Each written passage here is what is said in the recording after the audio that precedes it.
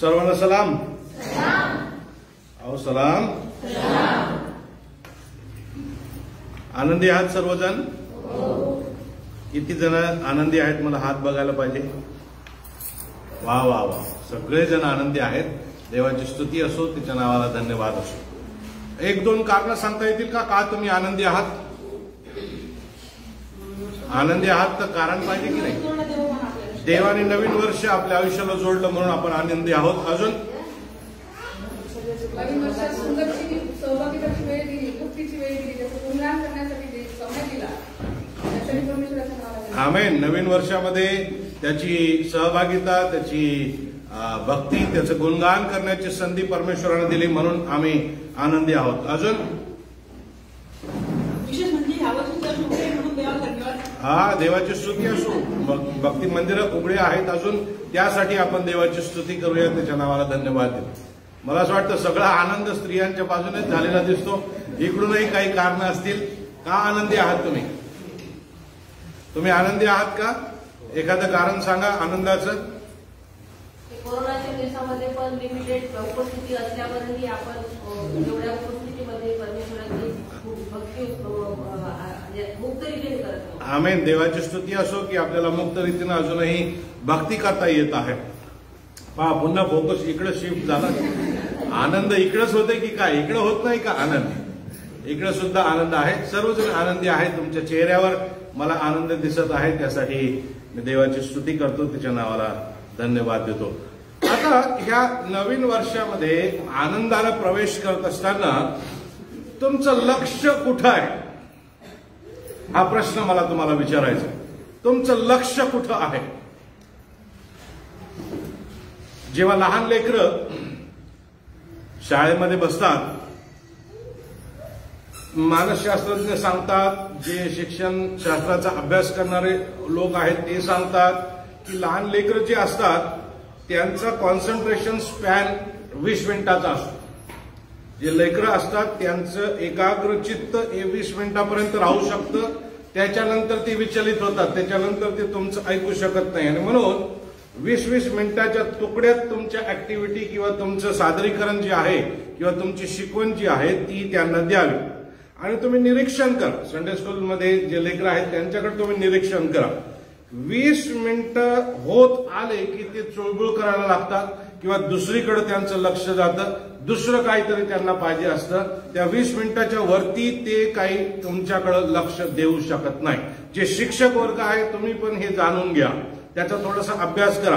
तुमच्या वर्गामधले जे लेकरं असतील त्या लेकरांना सुद्धा 20 मिनिटाच्या वर शांत बसवत नाही. त्यांना चुळबुळ करावीशी वाटते. त्यांचं लक्ष दुसरीकडे कुठंतरी जातं आणि आपण उगाच त्यांना कुठे खडू मार तर कुठे काळी दाखव किंवा कुठेतरी आवाज कर आणि त्यांचं लक्ष आपण वापस आपल्याकडे वेधण्याचा प्रयत्न करतो.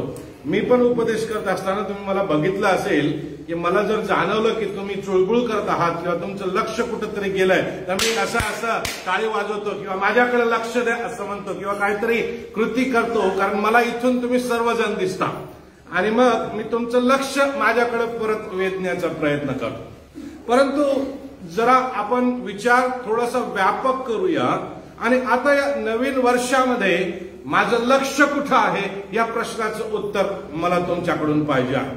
मी जर हा प्रश्न तुम्हाला विचारला की या नवीन वर्षामध्ये तुमचं लक्ष कुठे आहे तर तुमचं उत्तर काय असेल?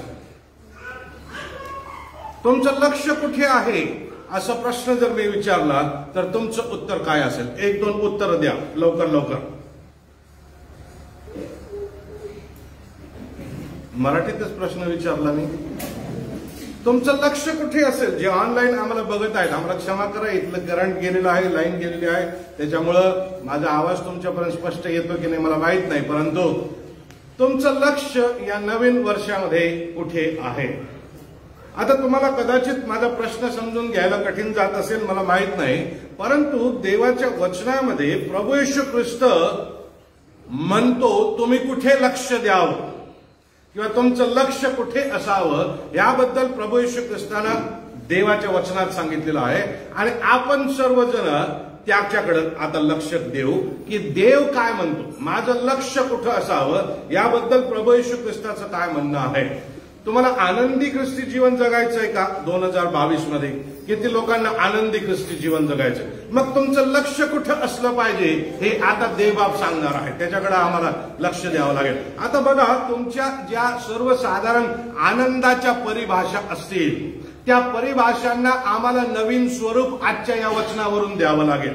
तुमच्या सुखाच्या ज्या परिभाषा असतील, तुमच्या शांतीच्या ज्या परिभाषा असतील, त्या सर्व परिभाषांना आम्हाला येशूच्या नजरेनं बघावं लागेल. तेव्हाच आम्ही देव काय म्हणत आहे, येशू काय म्हणत आहे याच्याकडे लक्ष देऊ शकू, अन्यथा नाही.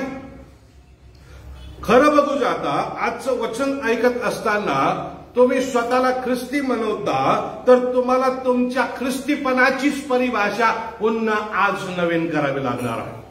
ख्रिस्तीपणाचीच परिभाषेचं नूतनीकरण तुम्हाला करावं लागणार आहे.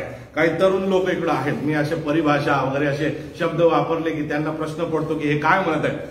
You have to redefine what you say about your faith.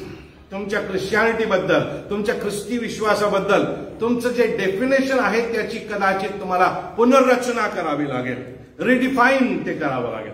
काय म्हणत आहे देवाचं वचन याकडे लक्ष देऊया. 3च वचन आपल्या समोर वाचले.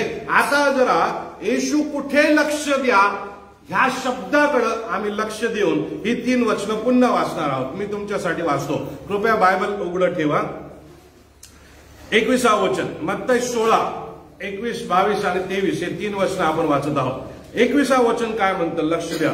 तेव्हापासून येशू आपल्या शिष्यांना सांगू लागला की मी यरुशलेमेस जाऊन वडील, मुख्य याजक व शास्त्री यांच्याकडून पुष्कळ दुःखी सोसावे, जीवे मारले जावे व 3ऱ्या दिवशी उठवले जावे याचे अगत्य आहे. पेत्र महाराज काय म्हणतात बघा. तेव्हा पेत्र त्याला जवळ घेऊन त्याचा निषेध करून म्हणाला, प्रभूजी आपणावर दया असो, असे आपल्याला होणारच नाही. आणि मग आता येशू काय म्हणतो लक्ष द्या. परंतु तो वळून पेत्राला म्हणाला, अरे सैताना माझ्या पडून निघून जा, तू मला अडखळण आहेस, कारण देवाच्या गोष्टींकडे तुझे लक्ष नाही, माणसांच्या गोष्टीकडे आहे. कारण देवाच्या गोष्टींकडे तुझं लक्ष नाही, माणसांच्या गोष्टीकडे आहे. आणि म्हणून आता मला तुम्हाला प्रश्न विचारायचा आहे, तुमचं 2022 मध्ये लक्ष कुठे असणार आहे? देवाच्या गोष्टीकडे तुमचं आणि माझं लक्ष असावं. आणि म्हणून जर तुम्हाला आजच्या संदेशासाठी शीर्षक पाहिजे असेल, पुढच्या वर्षासाठी विषय पाहिजे असेल, देवाकडे लक्ष देणे किंवा देवाच्या गोष्टींकडे लक्ष देणे हे माझ्या संदेशाचं शीर्षक आहे आज. देवाच्या गोष्टीकडे लक्ष देणं आणि माणसांच्या गोष्टीकडे दुर्लक्ष करणं म्हणजे काय हे आम्हाला येशूच्याच शब्दात समजून घ्यावं लागेल.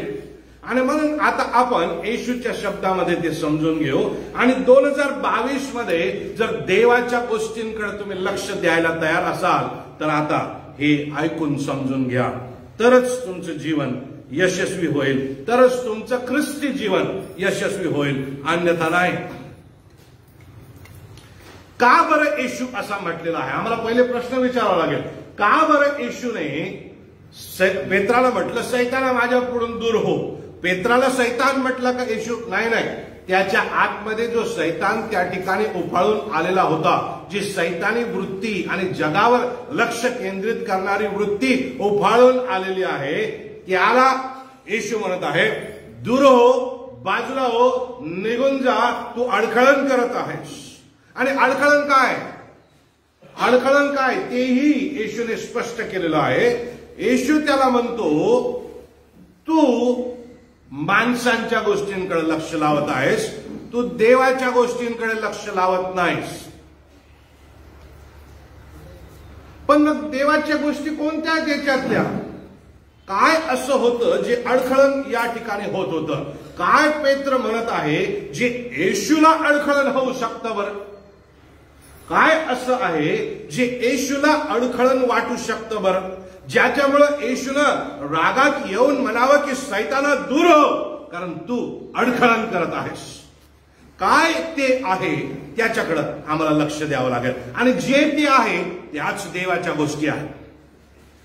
जे कारण ते आहे ज्याच्यामुळं येशू म्हणत आहे की सैताना दूर हो, तू अडखळण होऊ नकोस, तू माणसांच्या गोष्टीकडे लक्ष लावत आहे, ते काय आहे त्याच गोष्टीकडे लक्ष लावणे म्हणजे देवाच्या गोष्टीकडे लक्ष लावणे आहे. आता त्याच्याकडे आपण वळू. आता येशू काय म्हटला मुळात त्याच्याकडे वळूया. काय म्हणत आहे येशू बघा 21व्या वचनामध्ये 3 गोष्टी येशू त्या ठिकाणी सांगत आहे. कोणत्या त्या 3 गोष्टी बघा बरं. तेव्हापासून येशू आपल्या शिष्यांना सांगू लागला की मी यरुशलेमेस जाऊन वडील मुख्य याजक व शास्त्री यांच्याकडून पुष्कळ दुःखे सोसावी, जीवे मारले जावे व 3ऱ्या दिवशी उठवले जावे याचे अगत्य आहे. 3 गोष्टी सांगत आहेत. पहिली गोष्ट पुष्कळ दुःखे सोसावी, दुसरी गोष्ट जीवे मारले जावे आणि तिसरी गोष्ट 3ऱ्या दिवशी उठवले जावे याचे अगत्य आहे. येशू ख्रिस्त मानव जातीसाठी या पृथ्वीच्या पाठीवरती आला आणि मानव जातीच्या उद्धारासाठी जे कृत्य त्याला करायचं होतं, पेत्र त्याला म्हणत होता की तुला तसं होणारच नाही. जे उद्धार कार्य येशूला पूर्ण करायचं आहे ते उद्धार कार्य तुला करण्याची गरज नाही. त्या उद्धार कार्याच्या साठी होणारा दुःख आणि होणारं मरण आणि पुनरुत्थान यातून तुला जाण्याची गरज नाही. हे सैतान पेत्राद्वारे येशूला सांगायचा प्रयत्न करत आहे. आता येशूकडे लक्ष देण्याआधी थोड्या वेळ सैतानाकडे लक्ष देऊया. सैतान असंच कार्य करतो. तो आम्हाला देवाच्या गोष्टीपेक्षा मानवाच्या गोष्टींकडे लक्ष द्यायला लावतो. सैतान आम्हाला अगदी देवालाही शिकवायला उभं करतो. पेत्र कोणाला शिकवत आहे माहित आहे? सृष्टीच्या निर्माणकर्त्याला. पेत्र कोणाला शिकवत आहे? ज्याच्या मुखामध्ये एखाद्या मेलेल्या व्यक्तीला उठ म्हटलं तर उठून बसवण्याची ताकद आहे त्याला पेत्र शिकवायला निघलेला आहे. पेत्र कोणाला शिकवायला निघलेला आहे? अहो या जगाच्या उद्धाराकरता, तुमच्या आणि माझ्या उद्धाराकरता तो स्वर्ग लाभ न मानता जो मनुष्य प्रकृतीचा बनला, जो मनुष्यांचा दास बनला, ज्यानं मनुष्यासाठी अपराधी बनण्याचं ठरवून त्या मनुष्याचा सार्वकालिक उद्धार करण्याचं ठरवलं, त्या कार्यासाठी जो येशू आलेला आहे त्याला हा पेत्र शिकवायला निघालेला आहे. त्रैकातला दुसरा व्यक्ती जो आहे त्याला पेत्र शिकवायला निघालेला आहे. आणि तुमची आणि माझी अवस्था या पेत्रापेक्षा अनेक वेळेस वेगळी नसते. शैतान तुमच्या आणि माझ्या जीवनामध्ये आमच्या आवडी निवडीनुसार अशा काही गोष्टी पेरतो की आम्ही देवाच्या गोष्टीकडे लक्ष देण्याऐवजी मानवाच्या गोष्टींकडे लक्ष लावतो. आता प्रश्न आहे तुमचं लक्ष कुठं आहे? देवाच्या 3 गोष्टींकडे लक्ष असावं असं येशूचं म्हणणं होतं. पहिली गोष्ट काय? प्रभू येशू ख्रिस्त काय म्हटला? मी यरुशलेमेत जाऊन काय होणं अगत्याचं आहे? दुःख सहन करणं अगत्याचं आहे. देवाच्या गोष्टीकडे जर तुमचं लक्ष असेल, तुम्ही जर येशूचे अनुयायी असाल तर येशूचं दुसरं नाव दुःख सहन आहे हे तुम्हाला समजून घ्यावं लागेल. हॅलो, तुम्ही येशूचे जर अनुयायी आहात तर येशूचं दुसरं नाव दुःख सहन आहे हे आम्हाला समजून घ्यावं लागेल. येशूच्या पाठीमागे चालणं म्हणजे दुःख सहन करणे हे आम्हाला स्वीकारावं लागेल, हे आम्हाला समजून घ्यावं लागेल. परंतु या जगामध्ये राहत असताना जगाचा जो प्रभाव आमच्यावरती असतो तो आम्हाला ह्या दृष्टिकोनातून ख्रिस्ती जीवनाकडे बघूच देत नाही. ख्रिस्ती जीवन म्हणजे दुःख अनुपस्थित असणारं जीवन असं आम्ही आमच्या मनाला सांगून टाकलेलं असतं. ख्रिस्ती जीवन म्हणजे पेनलेस लाईफ. ख्रिस्ती जीवन म्हणजे दुःखविरहित जीवन. ख्रिस्ती जीवन म्हणजे नुसतं आनंदाचंच जीवन. ख्रिस्ती जीवन म्हणजे नुसता गुलाबांचाच बिछाना, त्यामध्ये काटे नसतात असं आम्हाला वाटतं. असं आमच्या अवतीभोवतीचा जो समाज आहे तो आमच्यावरती प्रभाव टाकतो. असंच असावं असं आमचं मन आम्हाला म्हणायला लावतं प्रियानो. परंतु प्रभू येशू ख्रिस्तानं अख्ख्या शिकवणीमध्ये असं कधीच शिकवलेलं नाही. त्याच्या 3.5 वर्षाच्या शिकवणीमध्ये, प्रभू येशू ख्रिस्ताच्या शुभवर्तमानामध्ये, प्रभू येशू ख्रिस्ताच्या वचनामध्ये, बायबलमध्ये असं कधीच शिकवलेलं नाही. देवाच्या गोष्टीकडे जर लक्ष असेल तर ख्रिस्ती जीवनाचं दुसरं नाव दुःख सहन आहे, हे आम्हाला समजून घ्यावं लागेल. तुम्ही म्हणाल बाळासाहेब तुम्ही काहीतरी चुकत आहात नवीन वर्षामध्ये. नाही, चुकलेलो नाही. देवाच्या वचनातून तुमच्याकडं मी हे घेऊन येत आहे. ख्रिस्त स्वतः सांगत आहे की दुःख सहन आमच्या ख्रिस्ती जीवनाचा भाग आहे. का बरं तो आमच्या ख्रिस्ती जीवनाचा भाग आहे? कारण ख्रिस्तानं स्वतः दुःख सहन केलं. आणि तुम्ही आणि मी नुसत्याच पुनरुत्थित आनंदी स्वर्गात असणाऱ्या हालेलुया प्रेज द लॉर्ड म्हणणाऱ्या ख्रिस्ताचे अनुयायी नाही. तुम्ही आणि मी दुःख सहन करणाऱ्या ख्रिस्ताचे अनुयायी आहोत. हा तोच ख्रिस्त आहे ज्यानं डोंगरावरील प्रवचनात शिकवलं की तुमच्या गालात एकाने इकडून मारले तर तुमचा दुसरा गालही त्याच्या समोर करा. हा तोच ख्रिस्त आहे ज्याने म्हटलं की तुमच्याजवळ 2 अंगरखे असतील आणि एकाला तो पाहिजे असेल तर त्याला द्या. हा तोच ख्रिस्त आहे जो म्हणतो की तुम्हाला एखादा व्यक्ती 1 मैल सोबत चल म्हणत असेल तर तुम्ही 2 मैल त्याच्या संगती जा. हा तोच ख्रिस्त आहे जो मत्तयाच्या 10व्या अध्यायात म्हणतो, जो माझ्यापेक्षा आई वडील भाऊ बहीण लेकरं यांच्यावर जास्त प्रीती करतो त्याला माझा शिष्य होता येत नाही. हा तोच ख्रिस्त आहे जो लूका शुभवर्तमान याचा 14वा अध्याय आणि 25व्या वचनामध्ये म्हणतो की जो आपला वधस्तंभ घेऊन माझ्या मागे येत नाही त्याला माझा शिष्य होता येत नाही. त्याचा अर्थ काय आहे? या इतिहासामध्ये, आमच्या जीवनाच्या इतिहासामध्ये आम्ही ख्रिस्ती जीवनामध्ये दुःख असतं या ओळीला खोडून टाकलेलं आहे. या विधानाला आम्ही पुसून टाकलेलं आहे आणि आम्हाला सगळा आनंदच पाहिजे असतो, दुःख आम्हाला नको असतो.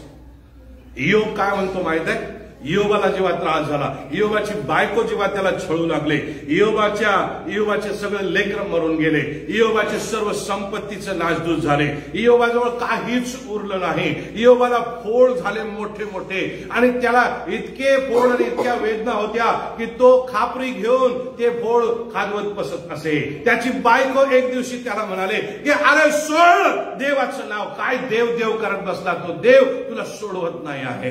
तो म्हटला देवाकडून फक्त सुखच घ्यावे, दुःख नाही करावे,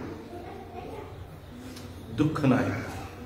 प्रियानो, इयोबाला दुःख त्याच्या जीवनामध्ये देवबापाने येऊ दिलं त्याचं कारण हे होतं की देवाला माहित होतं की माझा इयोब, माझा हा निवडलेला इयोब, माझा हा वेगळा केलेला इयोब जो त्याच्या लेकरांसाठी दररोज यज्ञ करतो, नकळत कदाचित त्यांच्याकडून पातक झाला असेल, त्या पातकांप्रती तो त्या ठिकाणी पापशालनाचे बळी देत होता. हा माझा धार्मिक इयोब, याला मी कसोटीस लावलं तर त्या कसोटीला तो खरा उतरणार आहे. आणि म्हणून त्यानं सैतानाला म्हटलं की त्याचा जीव सोडून काय त्रास द्यायचा ते देऊन बघ, माझा इयोब माझ्या नावाची अवहेलना करणार नाही. आमेन.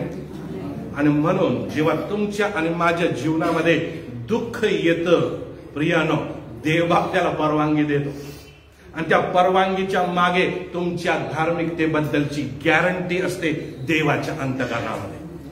त्या परवानगीच्या मागे देवाला ही ठाम शाश्वती असते तुमच्याबद्दल की जरी याला त्रास झाला, जरी हिला त्रास झाला, जरी यांच्या जीवनात वादळ आलं, जरी सगळं काही संपून गेलं असं यांना वाटू लागलं, तरी हे ठाम उभे राहतील आणि माझ्या विश्वासात ते डगमगणार नाहीत आणि माझ्या नावाच्या विरुद्ध ते पातक करणार नाही. आमेन. असं कोण जीवन जगतं? जुना करार वाचा. असं कोण जीवन जगतं? नवीन करार वाचा. असं कोण जीवन जगतं? येशूचं जीवन वाचा. जर दुःख सहन आम्हाला समजलं नाही मग कोणतं ख्रिस्तीत्व तुम्ही पाळत आहात प्रियानो?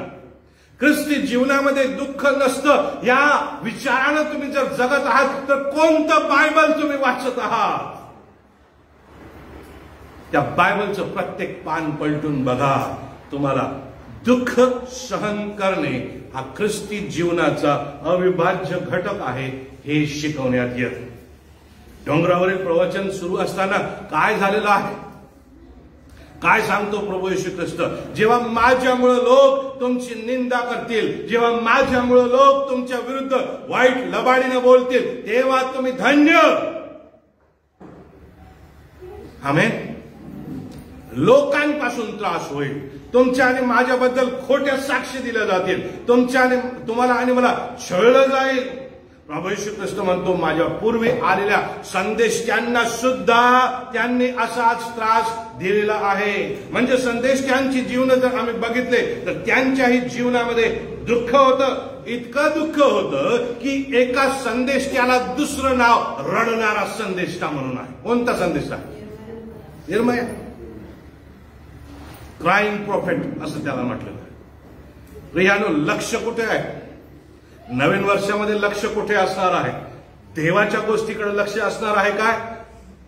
येशूच तो देव आहे, त्याच्या गोष्टीकडे लक्ष असणार आहे. काय? मग दुःख सहन हे तुमच्या आणि माझ्या जीवनाचं अविभाज्य घटक असणार आहे. त्याला टाळता येणार नाही, त्याला नाही म्हणता येणार नाही. पण त्या दुःखातही मी ठाम उभा राहील या विश्वासानं आम्हाला पुढे जायचं आहे. आमेन.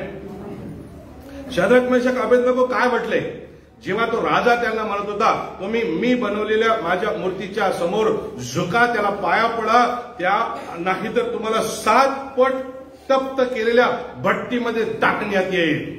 ते म्हणाले की माझा देव, आमचा देव आम्हाला सोडविण्यास समर्थ आहे. काय म्हटले ते? आमचा देव आम्हाला सोडविण्यास समर्थ आहे. मी एक संदेश ऐकत होतो, त्या संदेशामध्ये डॉक्टर टोनी इव्हान्स याच्याबद्दल बोलत होते आणि ते म्हटले की एका व्यक्तीनं ते म्हटलेलं नाही, त्या तिघांनीच उत्तर तेच होतं, त्या तिघांचं मिळून उत्तर ते होतं की आमचा देव आम्हाला सोडवेल. आणि त्याच्या पुढे जाऊन ते म्हटले ते कसेही असो, ते कसेही असो, याचा अर्थ असा की जर देवाने आम्हाला या अग्नीतून सोडवायचं नाही असं ठरवलं तरी सुद्धा आम्ही झुकणार नाही, तरी सुद्धा आम्ही त्याच्या समोर नतमस्तक होणार नाही. दुःख सहन करायला आम्ही तयार आहोत, जळायला आम्ही तयार आहोत, भाजून जायला आम्ही तयार आहोत. मला तुम्हाला सांगू द्या, तिथवर आमची परीक्षा झालेली नाही, तिथवर आम्हाला अजूनही ताणलं गेलेलं नाही, तिथवर आम्हाला तुटेपर्यंत देव कधीच ताणत नाही. कारण आम्ही किती ताणल्या जाऊ शकतो हे देवालाच माहित आहे. आणि म्हणून तो ताणेल आम्हाला विश्वासामध्ये चांगलं ताणेल. युट्यूब वरती एक संदेश आहे, निश्चित ऐका, पास्टर जेन्सेन फ्रँकलिन यांचं, आणि त्यांच्या संदेशाचं नाव आहे रबर बँड फेथ. त्यांचं असं म्हणणं आहे की आमचा विश्वास हा रबर बँड सारखा असतो, तो ताणल्या जर गेला नाही तर त्या रबरला अर्थच नाही, तो ताणल्या जर जात नाही तर त्या रबरमध्ये त्या रबरची क्षमता तुमच्या लक्षात येणार नाही. आणि म्हणून देवबाप जेव्हा तुम्हाला आणि मला ताणतो प्रियानो, तेव्हा तुम्ही आणि मी काय मोठे होत नसतो, तर आम्ही किती ताणले जाऊ शकतो याची क्षमता आमच्या लक्षामध्ये येते. आणि जेव्हा मला तुम्हाला सांगू द्या, स्वतःच्या उदाहरणावरून सांगू द्या, देवबाप तुम्हाला ताणतो, जेव्हा देवबाप तुमच्या जीवनामध्ये दुःख येऊ देतो, जेव्हा देवबाप तुम्हाला त्रास होऊ देतो, तेव्हा तो नुसतीच गॅरंटी घेत नाही तुमच्या आणि माझ्या विश्वासाची, तेव्हा तो स्वतः तुमच्या आणि माझ्या संगती उभा असतो. तुमच्या त्या अग्नीच्या भट्टीमध्ये तो उभा असतो, तुमच्या त्या सर्व प्रकारच्या त्रासामध्ये तो तुमच्या संगती उभा असतो. प्रियानो, कोणत्याही प्रकारचा तो त्रास असू द्या, आर्थिक त्रास असू द्या, कौटुंबिक त्रास असू द्या, सामाजिक त्रास असू द्या, अजून कुठल्या प्रकारचा त्रास असू द्या, त्या प्रत्येक त्रासामध्ये होणारं दुःख जे आहे ते दुःख तुम्ही एकटे सहन करूच शकत नाही. त्याच्यासाठी देवाचं वचन असं सांगतं की मी तुमच्या संगती उपस्थित असतो. आमेन. पण पेत्र शहाणा होता. पेत्र म्हटला नाही नाही नाही नाही नाही, हे असं जमणार नाही, देवा तुला, येशू तुला, नाही नाही, असं होऊच शकत नाही. ते थोतांड, त्याचा तो फाजील आत्मविश्वास होता, कारण त्याचं लक्ष मानवी राज्यावर होतं. त्याला असं वाटत होतं की येशू हा मानवी राजा बनेल आणि या राजाला कोण मारेल, म्हणून घडी घडी तलवार तो काढत असे. काय कापलं तरी काय कान. येशू म्हटलं सैताना दूर हो. आज जर तुमच्या आणि माझ्या मनामध्ये ख्रिस्तीत्व, माझं ख्रिस्ती जीवन हे दुःख विरहित जीवन असणार आहे असं जर तुम्हाला म्हणायचं असेल, तुम्हाला तुमची खात्री बदलावी लागेल, तुम्हाला तुमचा विश्वास बदलावा लागेल. इतिहासामध्ये जाऊन बघा, लोकांची जीवन बघा, सुवार्तिकांची जीवन बघा, मिशनऱ्यांची जीवन वाचा. दुःखातही उपस्थित राहून आम्हाला पुढंच नेणारा देव जो आहे त्याच्यावर लक्ष केंद्रित करून आम्हाला जीवन जगायचं आहे. आमेन, आमेन. दुसरी गोष्ट सांगतो. पहिली गोष्ट, देवाकडे लक्ष देणं किंवा देवाच्या गोष्टीकडे लक्ष देणं म्हणजे दुःख सहनास तयार असणे. आणि हे दुःख कशाच्या मुळे येणार असतं माहित आहे? हे दुःख तुमच्या जीवनात कशाच्या मुळे येणार असतं? कोणती गोष्ट कसोटीस लावली जाते? तुमचा आणि माझा येशू ख्रिस्तावरील विश्वास. तुमचा आणि माझा येशू ख्रिस्तावरील विश्वास. त्या विश्वासासाठी देव तुम्हाला आणि मला कसोटीस लावेल. त्या विश्वासासाठी देव तुमच्या आणि माझ्या जीवनात दुःख येऊ देईल. परंतु दुःख येऊ देत असताना तो खात्री घेतो, तो गॅरंटी घेतो की हे माझं लेकरू माझ्या विश्वासामध्ये स्थिर असणार आहे. दुसरी गोष्ट काय सांगत आहे त्याच्याकडे लक्ष देऊ. वाचा बरं 21 वचन पुन्हा एकदा कोणतरी. तेव्हापासून येशू ख्रिस्त आपल्या शिष्यांना सांगू लागला की मी यरूशलेमेत जाऊन वडील, प्रमुख याजक व शास्त्री यांच्याकडून पुष्कळ दुःखे सोसावे, जीवे मारले जावे व तिसऱ्या दिवशी उठविले जावे याची अगत्य आहे. दुसरी गोष्ट प्रभू येशू ख्रिस्त त्याच ठिकाणी सांगत आहे की मी यरूशलेमेला जाऊन मरण अगत्याचं आहे.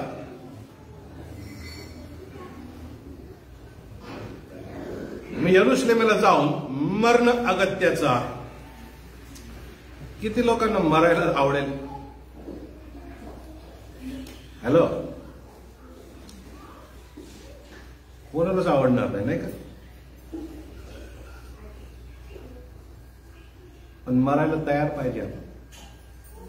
कारण पाऊल म्हणतो जगतो तर आणि मरतो तर. जर तुम्ही आणि मी मरतो तर आम्ही कुठं जाणार आहे? देवबापाच्या जवळ. आता जाऊन आत्महत्या करायची का? अरे ह्या जीवनात खूपच दुःख झालं, याच्यापेक्षा देवाजवळ असणं बरं, मग घ्या गळफास लावून. असं शिकवत आहे का देवाचं वचन? अजिबात नाही. गैरसमज त्याचा करून घेऊ नका. ती सैतानाची पळवाट आहे. तुमचं आणि माझं अनंतकालिक नुकसान करावं, अनंतकालिक नाश करावं, यासाठी सैतान कधी कधी तुमच्या आणि माझ्या डोक्यात कसल्या प्रकारचे विचार घालेल.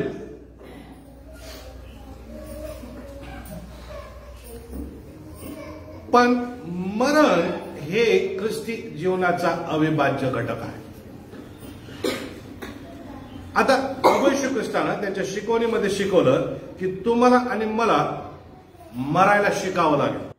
आपण जर थोडस मागे गेलो, 5 अध्याय मागे जर आपण गेलो तर मत्तई शुभवर्तमान याचा 10वा अध्याय आणि 37वा वचन काय म्हणतं त्याच्याकडे आपण बघूया. मत्तई 10 आणि 37.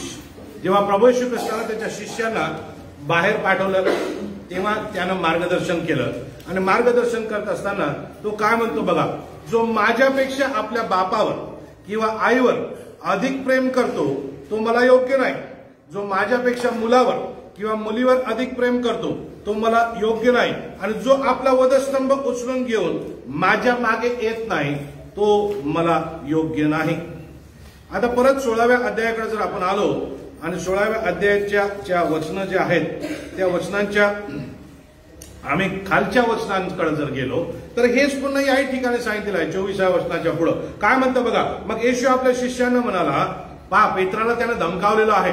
पेत्राला धमकावून त्याला सांगितलेलं आहे की तुझं लक्ष देवाच्या गोष्टींकडे पाहिजे, माणसांच्या गोष्टींकडे नाही. आणि पुढे तो शिष्यांना म्हणतो, सगळ्या शिष्यांना मागं घेऊन तो म्हणतो, माझ्या मागे येण्याची कोणाची इच्छा असेल तर त्याने स्वतःच नाकारावे व आपला वधस्तंभ उचलून घेऊन मला अनुसरावे. तो शब्द जो आहे तो अंडरलाईन करा त्या ठिकाणी, मला अनुसरावे. आपलं सगळं लक्ष ही वचनं वाचत असताना आपला वधस्तंभ उचलून घे एवढंच असतं, आपला वधस्तंभ उचलून घे एवढंच असतं. परंतु देवबाप प्रभू येशू ख्रिस्त आमचं लक्ष त्या पुढच्या वाक्याकडे, पुढच्या शब्दाकडे सुद्धा वेधू इच्छितो. काय म्हटलेलं आहे त्या ठिकाणी? वधस्तंभ उचलून घेऊन काय करायचं आहे? गुलगुता टेकडीवर जायचं आणि स्वतःला तिथं खिळून घ्यायचं असं म्हटलंय का? नाही. तो म्हणतो वधस्तंभ उचलून घेऊन मला अनुसरावे. मत्ती 10:35 मध्ये आपण वाचलं त्या वचनात असं म्हटलेलं आहे की वधस्तंभ घेऊन माझ्या मागे, म्हणजे मला फॉलो कर, मी जसं करतो तसं कर. आणि पुढचं वचन जे आहे 25 आणि 26 ते फार महत्वाचे आहे. ते आपल्या 21व्या वचनातील दुसऱ्या भागाकडे आपल्याला ते आपलं लक्ष वेधतात. काय म्हटलेलं बघा, कारण का आपला वधस्तंभ घेऊन चालायचं असं येशू म्हणतो, त्याचं कारण दिलेलं आहे. तो म्हणतो कारण जो कोणी आपला जीव वाचव पाहतो तो आपल्या जीवाला मुकेल, आणि जो कोणी माझ्याकरता आपल्या जीवाला मुकेल त्याला तो मिळेल. मनुष्याने सर्व जग मिळवलं आणि आपला जीव गमावला तर त्याला काय लाभ? आता मनुष्य आपल्या जीवाबद्दल काय मोबदला देणार? मनुष्याचा पुत्र आपल्या पित्याच्या गौरवानिशी आपल्या दूतांसह येईल, त्यावेळी तो प्रत्येकाला ज्याच्या त्याच्या कृत्याप्रमाणे फळ देईल. आमेन. पुन्हा संबंध त्या जीवाशी आहे बघा. आपण लूका शुभवर्तमानामध्ये जाऊ. लूका शुभवर्तमान याचा 14वा अध्याय आणि 25वं वचन काय म्हणतं ते अधिक स्पष्ट आहे, त्याच्याकडे आपण लक्ष देऊया. काय म्हटलेलं आहे बघा, जर कोणी माझ्याकडे येईल पण आपला बाप, आई, बायको, मुले, भाऊ व बहीण यांचा, आणि काय म्हटलंय पुढचं वाक्य कोणतरी वाचा माझ्यासाठी, लूक 14:25. जर कोणी माझ्याकडे येईल, पुढचा भाग अक्का, मुले, भाऊ, बहीण यांचा आणि आपल्या जीवाचाही द्वेष करणार नाही त्याला माझा शिष्य होता येत नाही. काय सांगत आहे प्रभू येशू ख्रिस्त? तुमचा जीव प्रभू येशू ख्रिस्ताच्या तुलनेत दुय्यम पाहिजे, कारण ख्रिस्तानं आपला जीव तुमच्या आणि माझ्या तुलनेत दुय्यम ननला. कारण ख्रिस्तानं तुमच्या आणि माझ्यासाठी आपला जीव दिला, आणि म्हणून तुम्ही आणि मी सुद्धा ख्रिस्ती जीवन जगत असताना आमचा जीव ख्रिस्तासाठी गमवायला तयार पाहिजे. कारण काय, जर आम्ही तो गमवायला तयार नाही तर मग आम्ही अनंत काळासाठी तो गमावून बसणार आहे. कारण तुम्हाला आणि मला देवा प्रतिफळ देण्यास समर्थ आहे. देवच परत येऊन, ख्रिस्तच परत येऊन गौरवानं परत आल्यानंतर तो तुम्हाला आणि मला प्रतिफळ देणार आहे. आणि हे एका चोराला समजलं, आम्ही आयुष्यभर चोरी करत नाही पण आम्हाला हे समजत सुद्धा नाही. त्या वधस्तंभावर त्या ख्रिस्तासंती त्रास सहन करत असलेल्या त्या चोरानं ख्रिस्ताला म्हटलं, देवा पहा, राजा जेव्हा तू आपल्या राज्याधिकारानं येशील तेव्हा माझी आठवण कर. आणि प्रभू येशू ख्रिस्त त्याला म्हटला, तू आजच माझ्या संती सुखलो आदर्श. आमेन.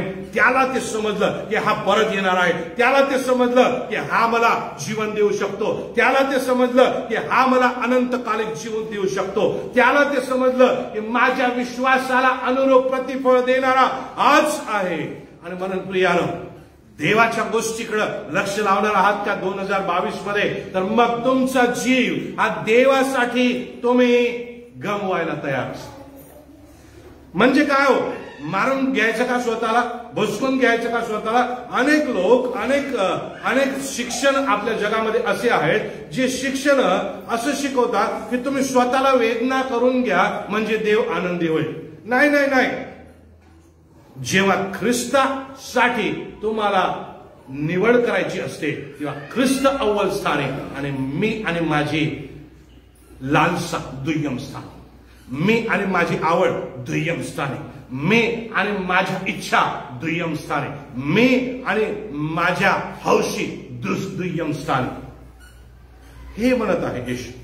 येशू म्हणतो, मी तुमच्यासाठी, मी मानवाच्या उद्धारासाठी स्वतःचा जीव गमावला. आहे तयार?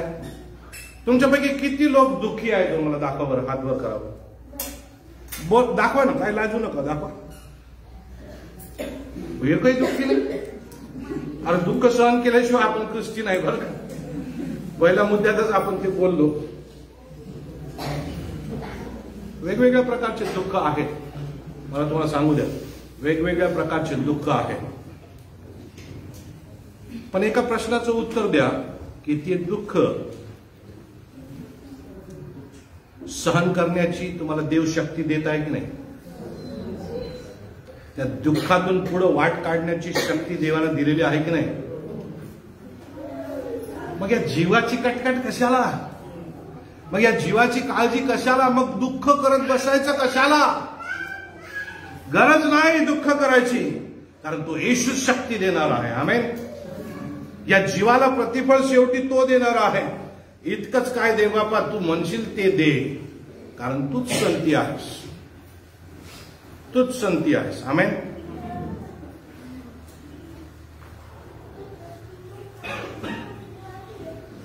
लाईन गेली, उष्णता होते, आम्हाला आवडत नाही.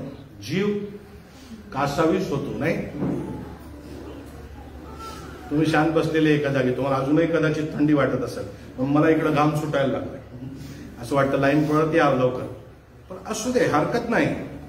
असल्याच त्रासाबद्दल आपण बोलत नाही, पण काही त्रास असे असतात की ते तुम्ही शब्दाने व्यक्तही करू शकणार नाही. इतक्या खोलवर रुतलेले ते त्रास असतात आणि तुमचा जीव तुमच्या घशात आलेला असतो, कधी निघून जाईल असं तुम्हाला वाटत असतं. पण मला तुम्हाला सांगू द्या, ख्रिस्तासाठी जर ते असेल, ख्रिस्तासाठी ठाम राहण्याकरता जर ते असेल तर हरकत नाही. आमेन. ख्रिस्त म्हणतो, या जगामध्ये जीवन जगत असताना. बर, दुसरा प्रश्न थोडासा तुम्हाला विचारू द्या. ह्या जीवाबद्दल बोलत असताना किती लोकांना जेवण आवडतं? यथेच्छ मेजवाने आपण जोडल्या नाही का या ख्रिसमसच्या दिवसांमध्ये?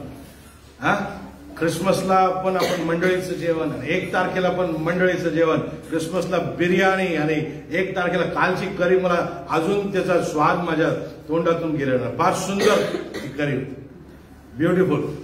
मी किरण दादाला विचारून घेतलं, म्हणजे बनवणारे कोण आहे? एखाद दिवशी होऊ द्यावं लागेल अजून पुन्हा, पण फारच सुंदर ते. मला तुम्ही सांगा, जे मानसशास्त्राचा अभ्यास करता, जे तुम्ही नर्सेस आहात, जे शिक्षक आहात, ही भूक शरीरामध्ये कोणाला लागते? कशाला लागते? भूक जीवाला लागते. तुम्ही आणि मी जीव, आत्मा आणि शरीर असे बनवलेले आहोत. नीट लक्ष द्या मी काय म्हणतो. आपले व्यक्तिमत्व, आपली पर्सनॅलिटी, आपण जे काय आहात, तुम्ही स्वतः जे काय आहात, तुमच्यामध्ये जीव आहे, आत्मा आहे आणि शरीर आहे. ती भूक जी लागते ती पोटाला लागत नसते.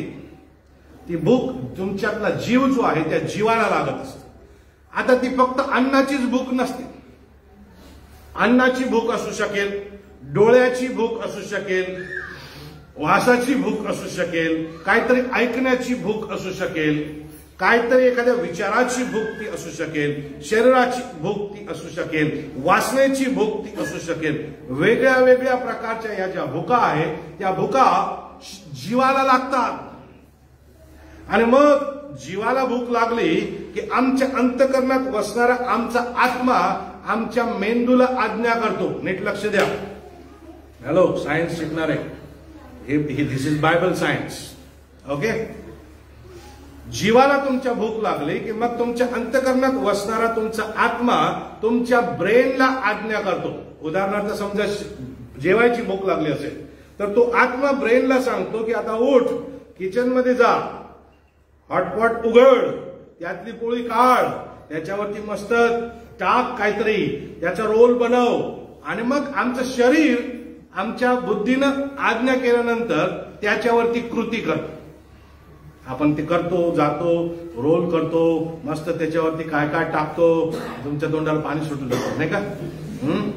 आमच्या मुलींना ते सबवे फार आवडतं. ते सबवे मध्ये आपल्याला चॉईस देतात, ते कोणत्या प्रकारची ब्रेड पाहिजे आणि मग कोणत्या प्रकारचे त्याच्यावर टॉपिंग्स पाहिजे आणि मग कोणत्या प्रकारचे क्रीम पाहिजे आणि मग फारच हे सगळं जीवाला लागतं.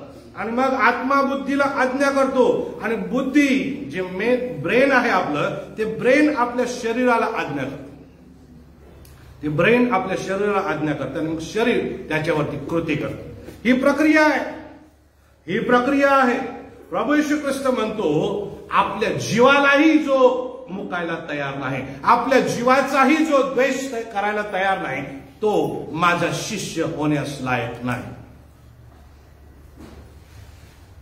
जगामध्ये तुम्हाला प्रॉपर्टीची भूक असेल, जगामध्ये तुम्हाला संपत्तीची भूक असेल, जगामध्ये तुम्हाला पापाची भूक असेल, वासनेची भूक असेल, जगिक छान शौकीची भूक असेल, ऐयाशीची भूक असेल, चंगळवादी भूक तुमची असेल, कंझ्युमर भूक, या सगळ्या भूका तुमच्या जीवाला लागतात. आणि देव म्हणतो या जीवाला जोपर्यंत आम्ही दुय्यम स्थान देत नाही तोपर्यंत त्याचं शिष्य होता येत नाही. लक्ष कुठे असणार आहे 2021 मध्ये? देवाच्या गोष्टीकडे लक्ष पाहिजे. देव कोण आहे? येशू देव आहे. येशू काय म्हणतो? आनंदातच राहा, दुःख येणार नाही असं त्यानं कधीही म्हटलं नाही. दुःख येईल, आम्हाला आमच्याकडून त्याला अपेक्षित आहे की त्याने आमच्यासाठी जसा जीव दिला तसं आम्ही त्याचे शिष्य या नात्यानं, विश्वासणारे या नात्यानं, त्याचे अनुयायी या नात्यानं आमच्या जीवाला लागणाऱ्या भूकांना येशूच्या तुलनेत दुय्यम स्थान द्यावं. येशूला म्हणावं, येशू तू सांगतील तेच, तुझ्या इच्छेप्रमाणे होईल, तुझ्या इच्छेप्रमाणे होईल. आणि शेवटची गोष्ट तो काय सांगतो त्या वचनामध्ये आपण वापस जाऊया. मत्ती 16 आणि 21 काय म्हटलेलं आहे वाचा. तिसरी गोष्ट कोणती सांगितली? मत्ती 16:21. पहिली गोष्ट सांगितली दुःख सहन, दुसरी गोष्ट सांगितली जीव देणे आणि तिसरी गोष्ट सांगितली आहे तिसऱ्या दिवशी पुन्हा उठवलं जाणं याची अगत्य आहे. मला तुम्हाला प्रश्न विचारला, तुम्ही पुन्हा उठविलेले आहात का? हॅलो,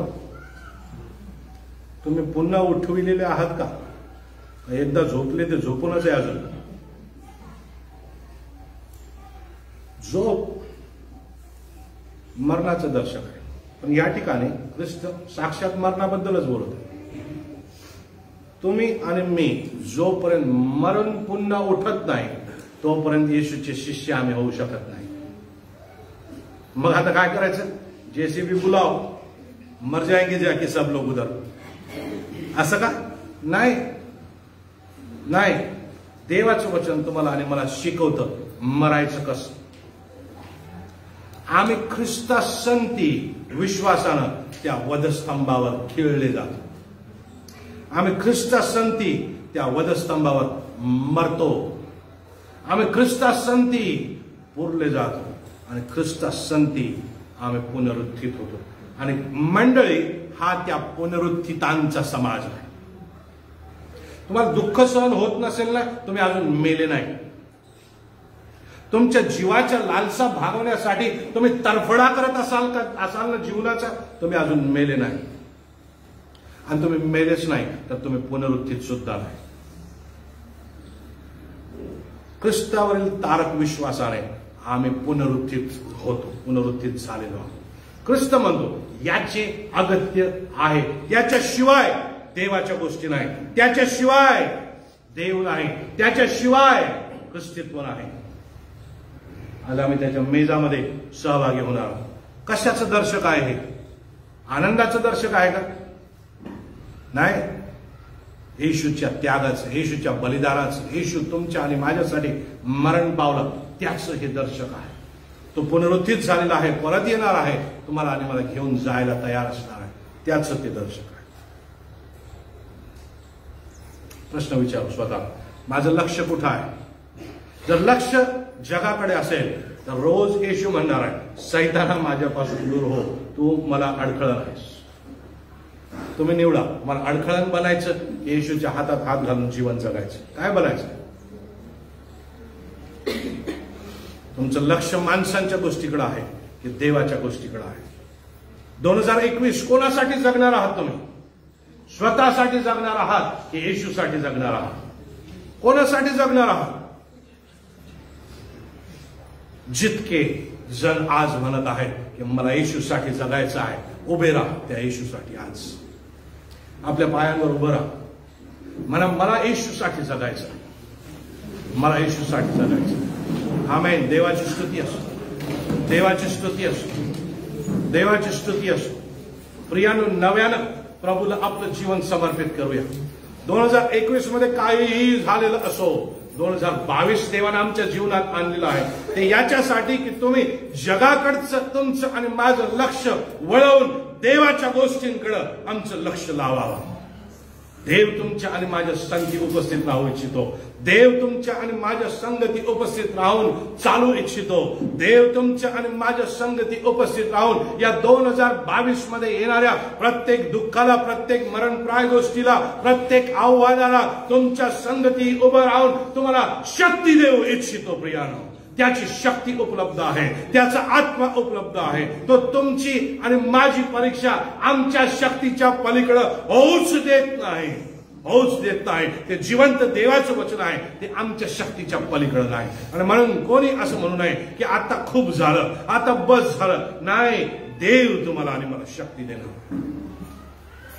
देव तुम्हाला आणि मला शक्ती देणार. डोळे बंद करो प्रियानो, माना खाली लावू, थोडा वेळ शांत राहूया. अगदी शांत राहू. आपल्या मनाचा विचार करू, आपल्या अंतकरणाचा विचार करू. प्रभूला म्हणू की प्रभू, माझं लक्ष तुझ्याकडे लावण्यास मला सहाय्य कर. 2021 मध्ये कदाचित तुमचं लक्ष विचलित झालं असेल. 2021 मध्ये कदाचित तुम्ही भरकटले असाल. 2021 मध्ये कदाचित तुमचं पाऊल चुकलं असेल. 2021 मध्ये कदाचित तुम्ही आलेल्या वावटळीमध्ये वाहवत गेले असाल. परंतु आज आपलं लक्ष येशूकडे लावूया, देवाच्या गोष्टीकडे लावूया.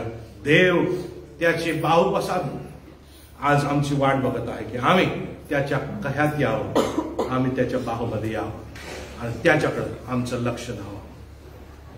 डोळे बंद ठेवू, प्रार्थना.